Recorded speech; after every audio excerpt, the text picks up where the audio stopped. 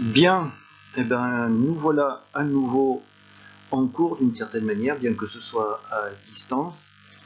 Ce que j'ai préparé, c'est pour l'instant, c'est plutôt un essai que quelque chose de définitif, mais on va finir de travailler notre cours de quatrième concernant les Aztèques et les Mayas, los Aztecas y los Mayas, et je vais vous proposer de fonctionner de la manière suivante, en tout cas pour cette semaine.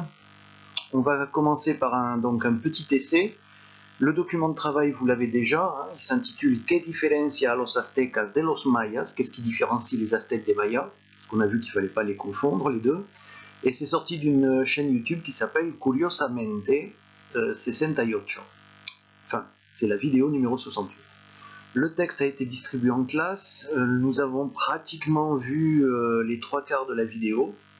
On ne l'a pas fini totalement. Vous pouvez voir cette vidéo sur le lien qui s'affiche ici. Alors bien entendu, vous n'allez pas recopier tout le lien. Le plus simple à faire, ça sera d'aller dans la description au-dessous de la vidéo, de copier le lien et de le coller dans le moteur de recherche, dans la barre de recherche, pardon, pour accéder à cette vidéo. Par contre, c'est la vidéo originale de YouTube, ce qui veut dire que vous n'aurez pas les sous-titres que moi j'avais placés dans les parties qui me semblaient les plus importantes pour faciliter la compréhension. Et ce sont ces sous-titres que j'ai réunis sous forme de texte que vous avez donc reçu sous forme de photocopie. Alors, les buts de cette nouvelle façon de travailler, ça va être de se préparer à un devoir en classe, qu'on essaiera de faire aussi vite que possible dès que nous serons tous revenus au collège de Piégu.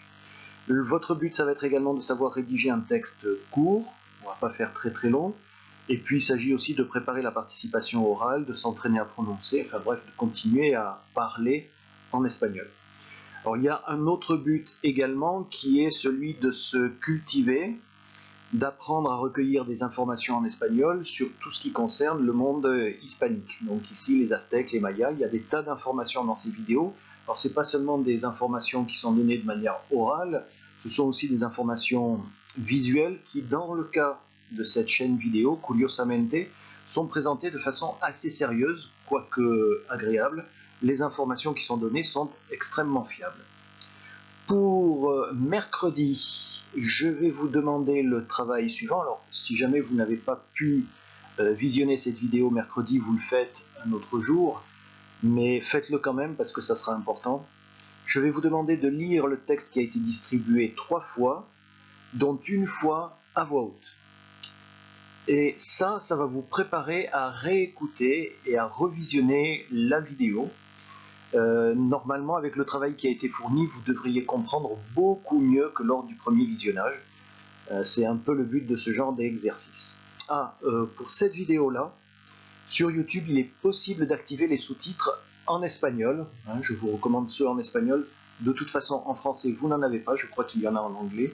Mais activez les sous-titres en espagnol parce qu'on entend mieux ce que l'on lit. Et peut-être que vous découvrirez qu'en ayant le texte sous les yeux, vous arrivez à comprendre beaucoup plus de choses. Très bien, voilà pour cette première vidéo. J'espère que le son n'est pas trop mauvais. Je n'ai pas un micro d'excellente qualité. On fait un petit peu avec les moyens du bord. Et je vous souhaite à tous bon courage.